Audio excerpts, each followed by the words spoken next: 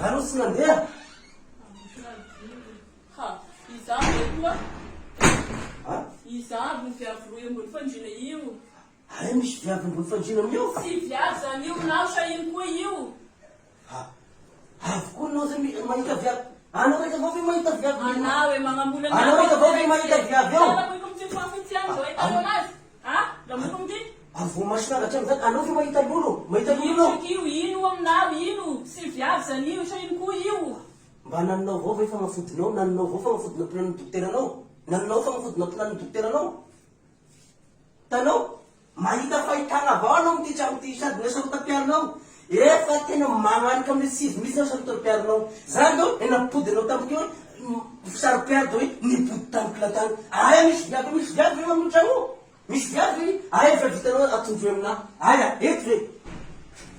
Aya misy viavy eo, misy viavy eo. Misy viavy eo, ha? Misy viavy misy viavy eo. Misy viavy vitanao, ha? Mba farafarato, ha? Ha? Misy viavy. Aya, misy viavy eo, ha? Misy viavy eo. Io problème atsika amity tokantrano ty sarotam-piarinao hoe mahita mamorona magnaraky tenin'olo zao. Efa mifodinao fe mba hoaninao. Ampizy masonao da mieritrerita foty hoe sisy viavy da miala tany de volonao. Ampizy masonao. Anao fe anahira olo fo.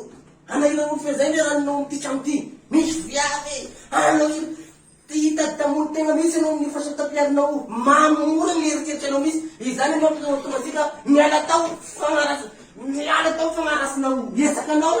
Etsakanao ary nefa rahatsika isaraka avao nefa rahatsika. Aya zao misy viavy eo, misy viavy. Verifie eo ty trano ty. Verifie eo. Aya, misy viavy eo. Ha? Aya, misy viavy eo. Sisy viavy tokoa kaiky izy terminy. Namorona zany io. Hallucination mavoanao. Hallucination. Ary tena phase terminale mavoanao. Wampidiko miabanao menao nao bebe. Wampidiko miabanao menao nao.